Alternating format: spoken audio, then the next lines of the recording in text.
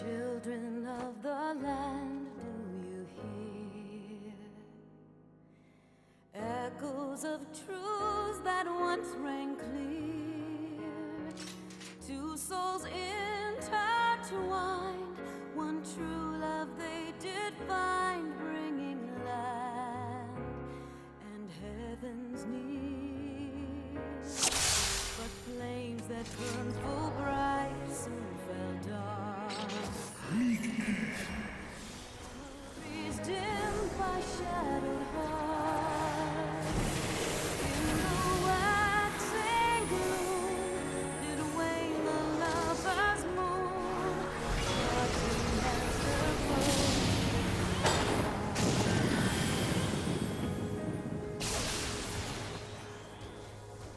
One soul's cry of passion welling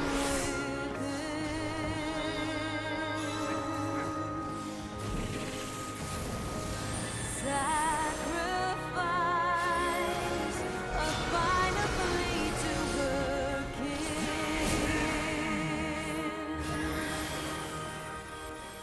Yet this bond of hope by treachery was broken.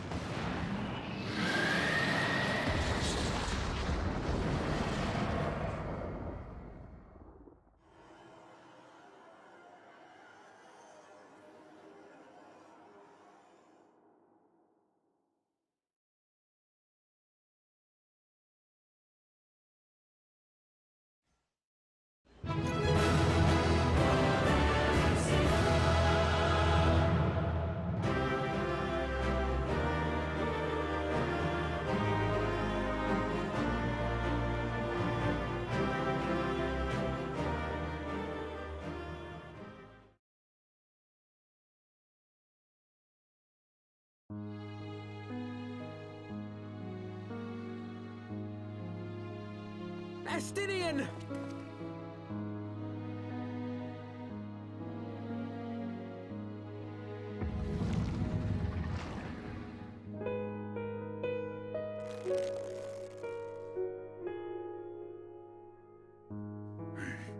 Is this to be mine end? Nay, I will not allow it. I am of the first brood. I am vengeance incarnate. I am Nidhogg.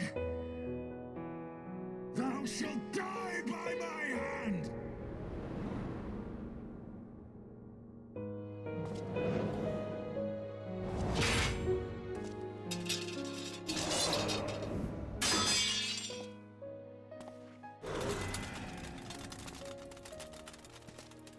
This is not your hand, worm!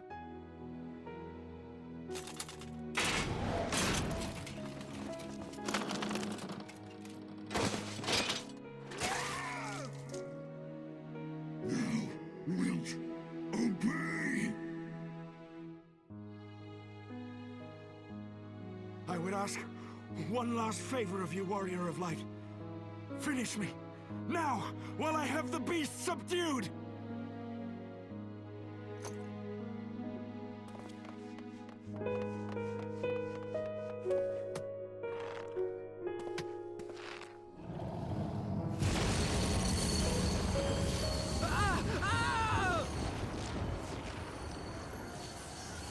You waste your time.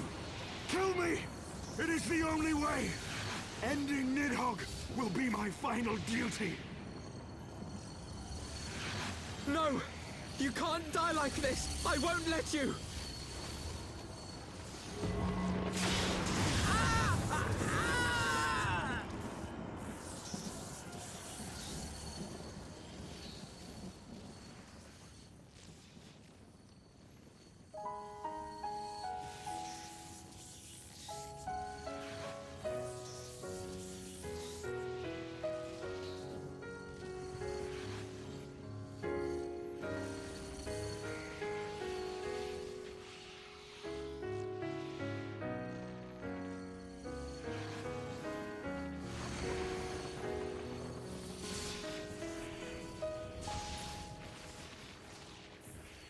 Children of the land,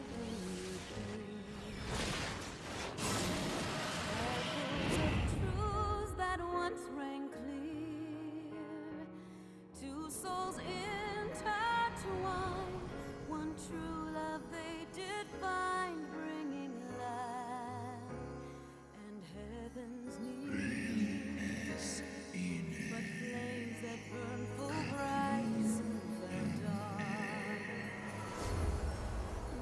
Memories dimmed by shadowed hearts. In the waxing gloom did wane the lover's moon, watching as their worlds drift apart.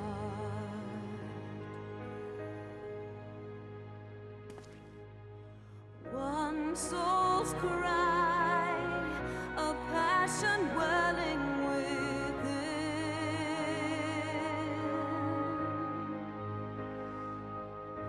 Sacrifice, a final plea to her king. The eyes! Cast them into the abyss! Yet this bond of hope by treachery was broke, scattering her words to the wind.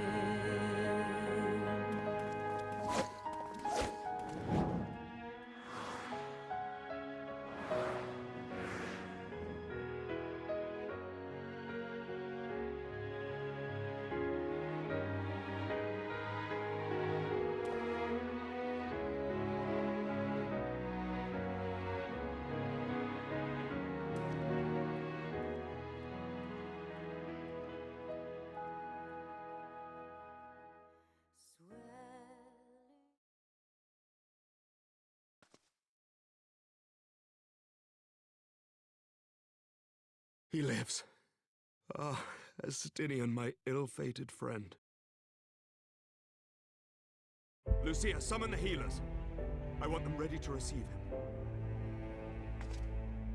At once, Lord Commander.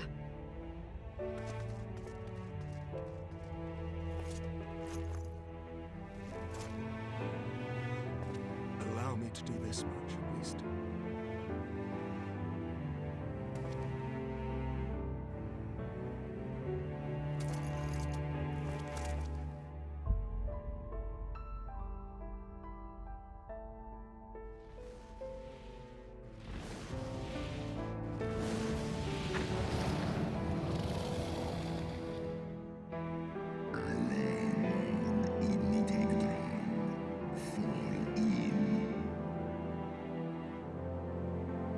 You have my gratitude, Reisvelga. Your deeds this day have saved a great many lives.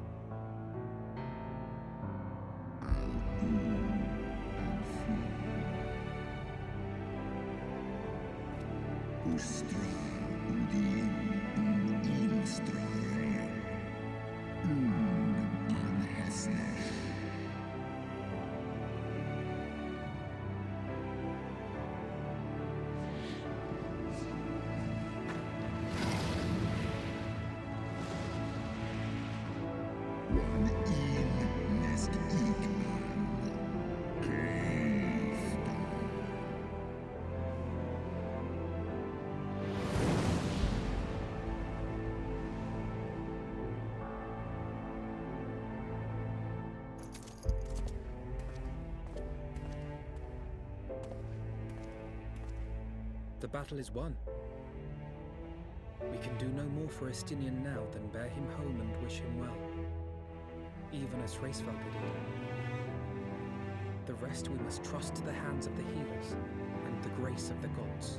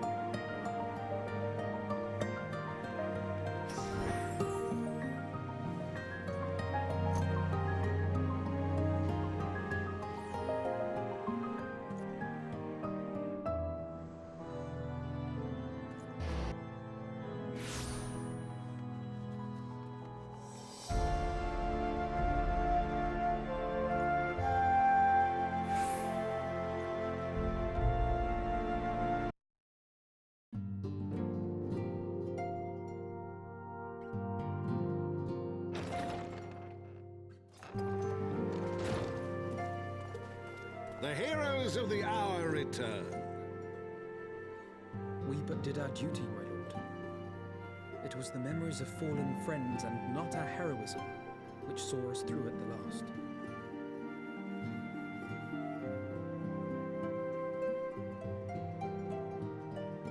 I gave every ounce of my strength, but mine efforts would have counted for naught had the Warrior of Light not arrived to challenge the Great Worm. As a sworn knight of Ishgard, I had hoped to do more for my city. Well, we cannot all be heroes, dear brother. Let us put away our pride for a moment and revel in the valiant deeds of our comrade. For your sterling service to Ishgard, we salute you.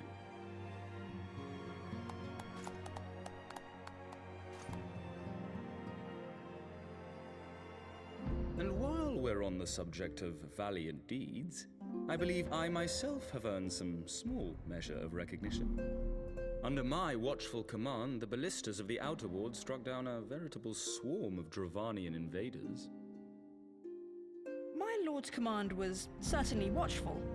He bravely watched as the siege crews took aim, and continued to watch as countless wyverns met their end. Indeed, the ward's defenders proved so well drilled that my lord had little occasion to stop watching.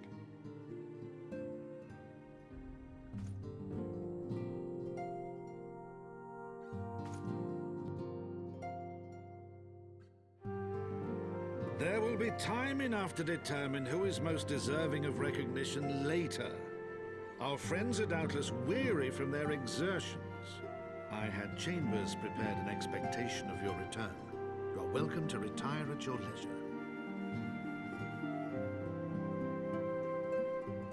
I am most grateful for your hospitality, my lord, but I believe I shall pay a visit to the Temple Knight's Infirmary. Pray excuse me.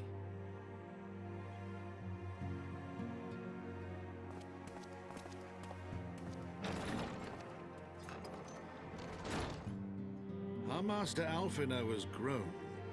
The plight of his stricken brother-in-arms pains him more than his own words. In which respect he has come to resemble you, Warrior of Light. Go then, visit the Azure Dragoon, and grant him what comfort you may.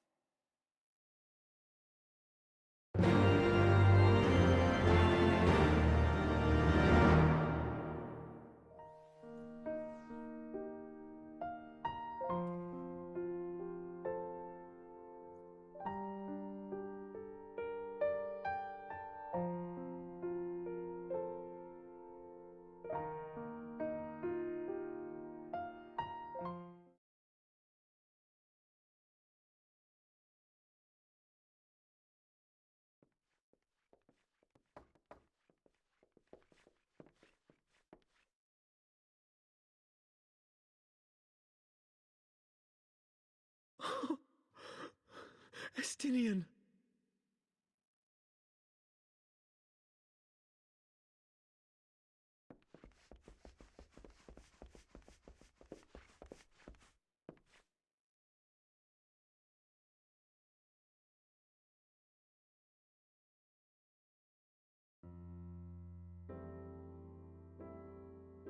Cease your mewling, boy.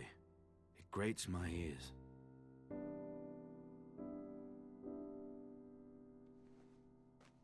Forgive me. When I saw you awaken, I could not... It was such a relief. We feared you might never wake up. Now, Estinian. If Master Alphino thought any less of you, you would still be Nidhogg's plaything. Or dead.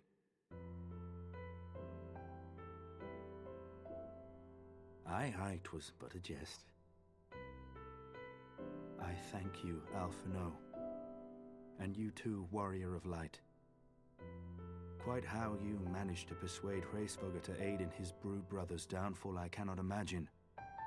But full glad am I that you did. Yet again, you have achieved the impossible.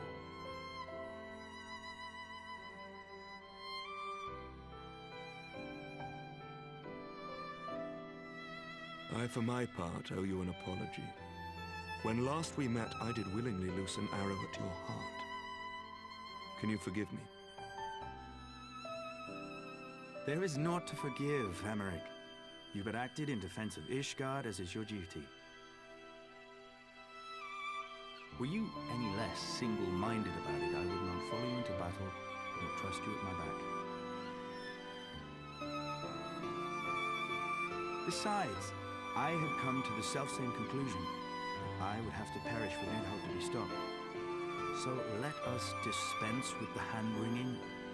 I have heard enough mewling for one day. Oh!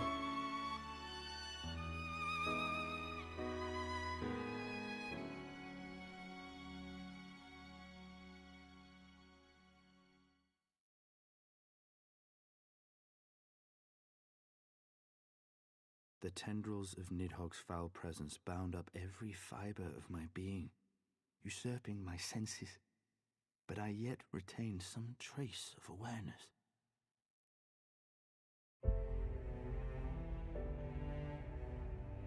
The worm's mind was as a vast and tumultuous sea. Endlessly its black waters churned, his grief and despair at Ratatoska's murder never calming, never receding. Driven by this surging current came wave upon wave of unrelenting rancor. It was the very image of my own heart.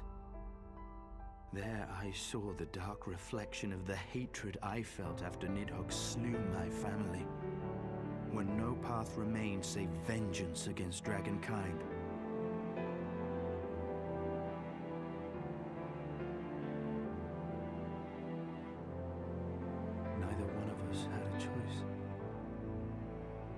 I was blessed with something Nidhogg was not. Comrades and teachers to console and admonish me.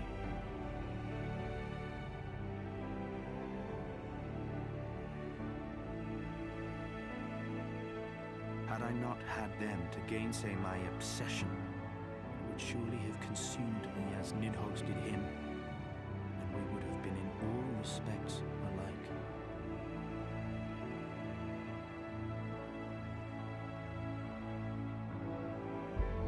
His shade is banished, his spirit scattered upon the sea of clouds. I feel no joy at his passing. Where once I craved vengeance, I now crave rest.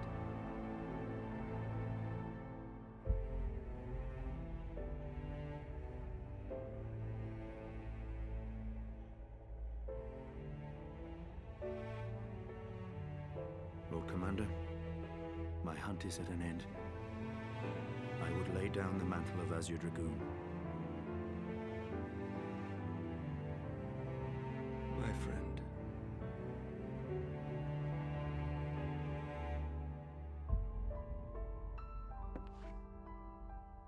He has has tired himself with too many words. I doubt not that he will make a full recovery, but he must be allowed some few days of quiet.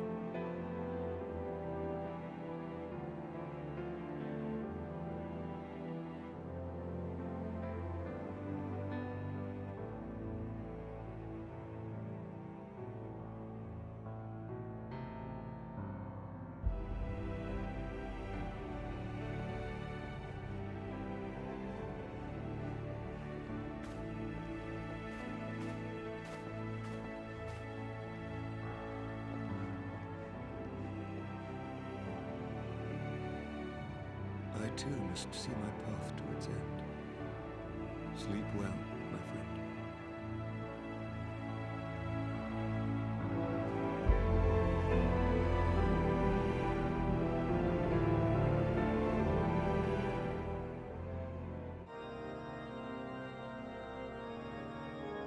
Following the battle with Nidhogg on the Steps of Faith, Sir Emeric called an assembly that he might make his final proclamation as acting head of state.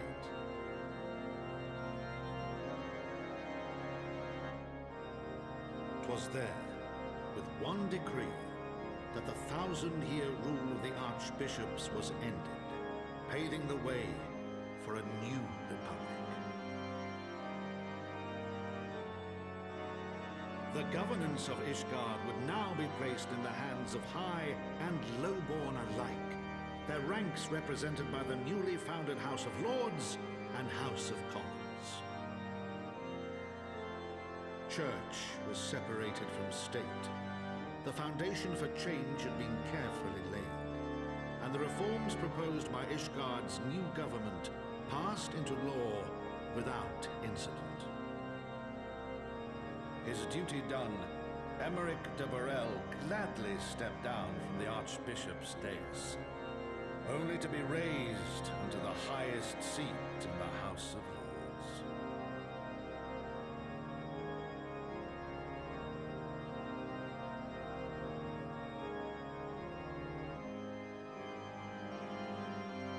Though he strove at first to refuse this honor, the unexpectedly strident voice of the Count de Durandare left him little choice but to accept.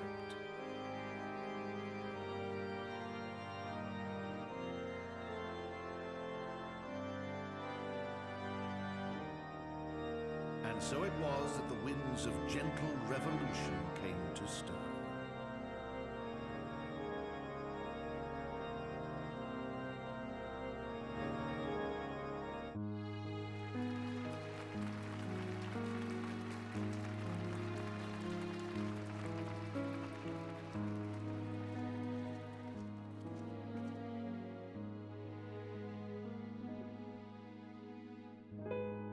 Prominent among the many honored guests at Sir Emeric's investiture were the ambassadors of Dragonkind, a fitting symbol of Ishgard's newfound peace.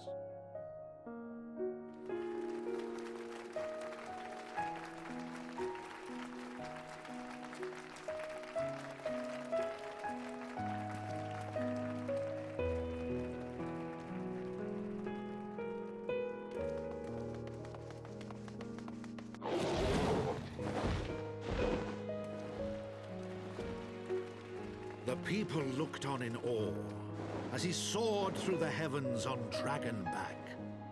And by their cheers did they hail him an azure dragoon for a new age.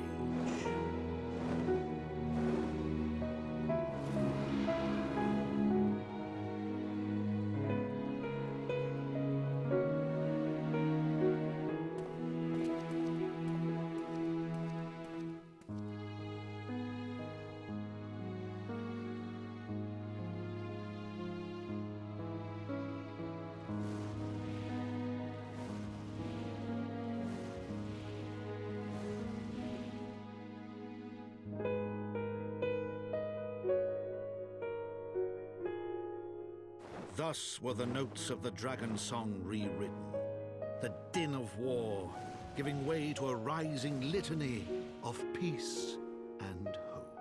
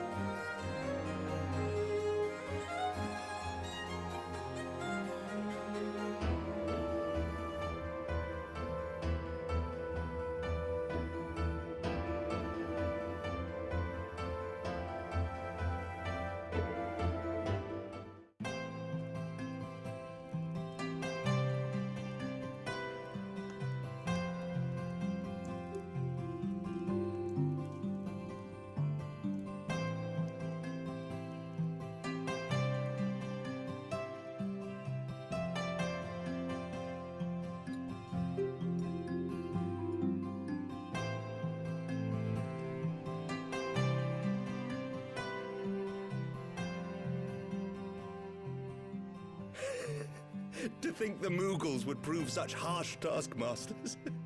Forgive me. I did not know you had suffered so in your quest for the Horn.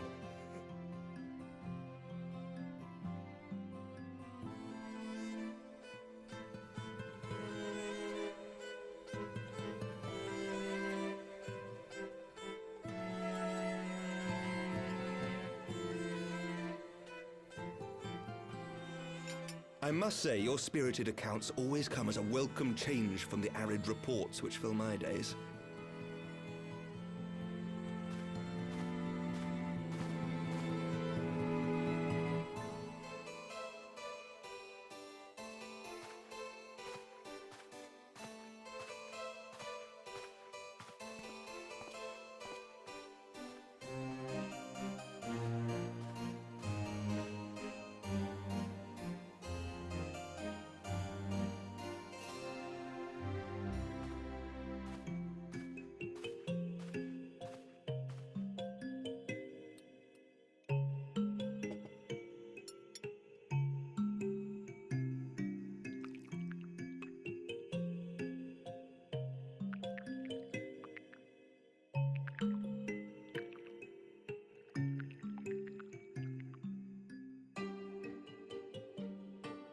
Though I have lived in these lands my entire life, to hear you speak of them, there is much and more I have yet to see.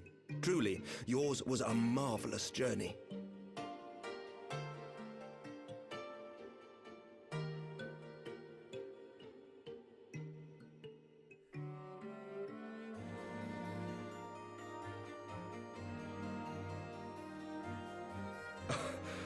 Well, truth be told, when I think back on the sweeping vistas of the churning mists, I do feel some slight pangs of wanderlust. Alas, much as I would like to accept your invitation, I fear my present duties with the House of Lords demand my undivided attention. Someday, perhaps.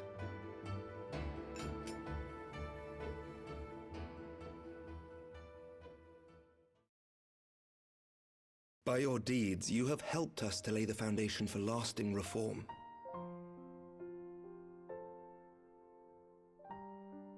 The formation of the Republic is but the beginning, for it is not only our system of governance which must needs change. We, the people, must learn to let go of our hatreds and rise above our bloody past. I only pray that I live long enough to see us achieve some measure of success, that I might know the lost did not die in vain.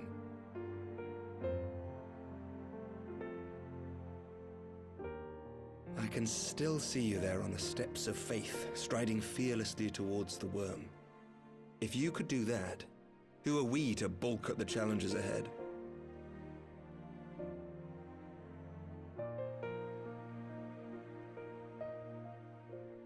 The question of how best to strengthen ties with the other great nations of Eorzea has been debated at length in the Lords and Commons of late. As you may imagine, maintaining stability during this period of historic upheaval is our paramount concern. Nevertheless, we are greatly indebted to the Alliance for their support during the Grand Melee, and it would be remiss of us not to repay their faith in kind. Of course, we owe you the greatest debt of all, and it is my hope that in extending our support to you and the Scions, we might also express our gratitude to our neighbors, nay, our fellow Eorzeans, whom we pray you will continue to protect. The Lords and Commons agree on very little, but not a soul in either house begrudges your order this offer of patronage. For all you have done and will do, we thank you.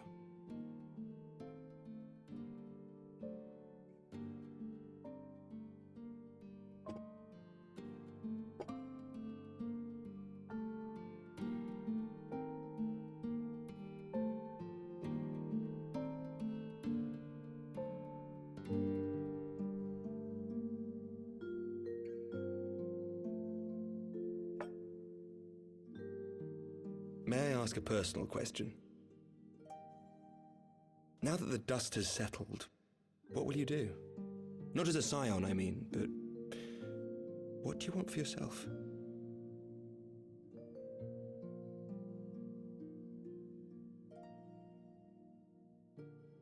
Lord Commander, pray forgive the interruption. News from House Fulton?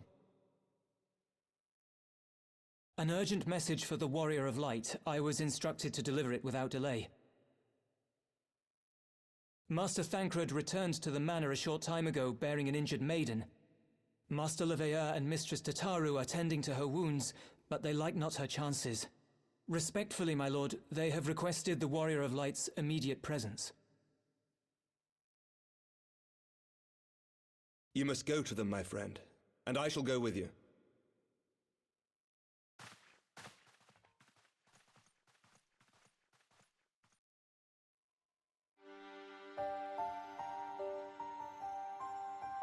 For every ending marks a new beginning.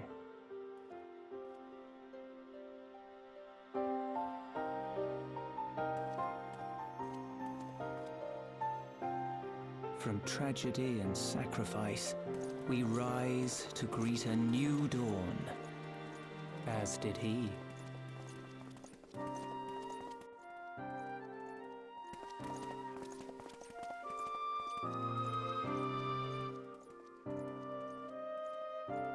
Only to be drawn onto another battlefield, another cause, as if by fate.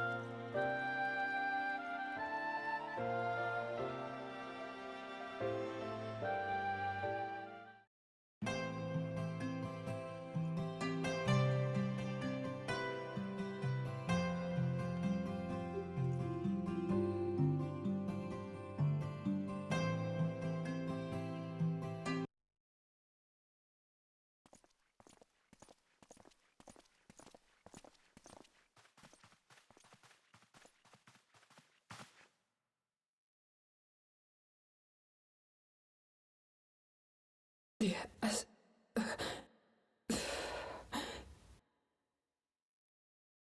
Is that... Alize, Alphinaud's twin sister. She ran afoul of the Warriors of Darkness. I had been tracking them since the ceremony at Falcon's Nest. Little did I know I was not the only one. Evidently, she had learned of their activities and attempted to shadow them on her own. Poorly. I rescued her in the Twelfth Wood, and together we fled north. But though I made every effort to cover our tracks, they caught up with us on the Ishgardian border. And in the ensuing struggle, Alize took an arrow to the shoulder. 'Twas only after we had made good our escape that I realized it was poisoned.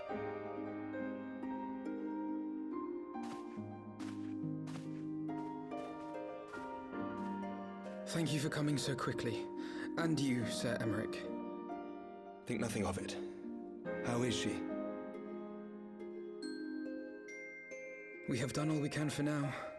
Although the immediate danger has passed, the poison yet lingers in her blood.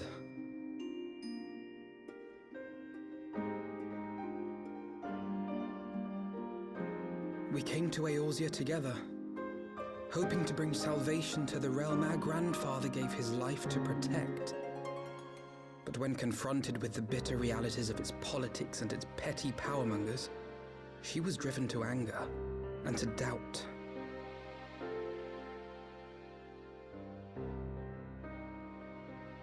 She refused to become embroiled in what she termed Eorzea's squabbles and distance herself from the Scions. Though she remained hopeful of a brighter future, she would walk her own path. Would that it had not been so perilous.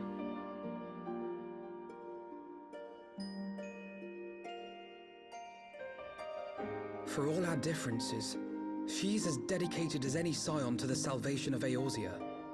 But more than that, she is my sister. To be reunited with her, only to lose her forever. Gods, even to speak the words. Take heart, Master Alphinaud. She will be attended by our most skilled chirurgeons.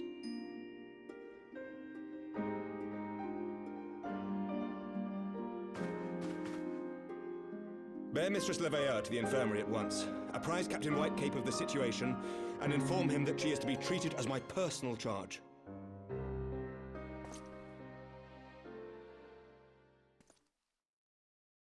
Wait, don't go. Please, come closer.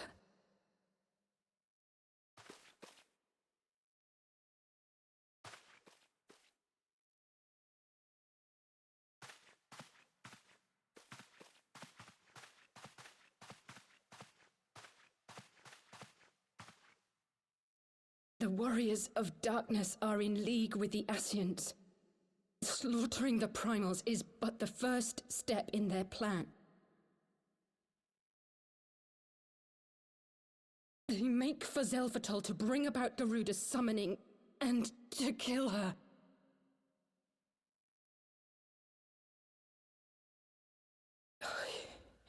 You must stop them.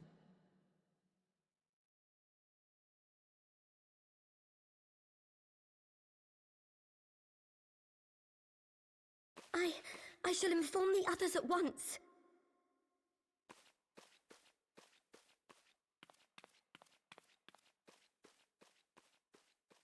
Master Thancred, I would ask that you accompany Mistress Leveilleur to the infirmary. Your knowledge of her injuries may well prove useful in determining her treatment. Of course.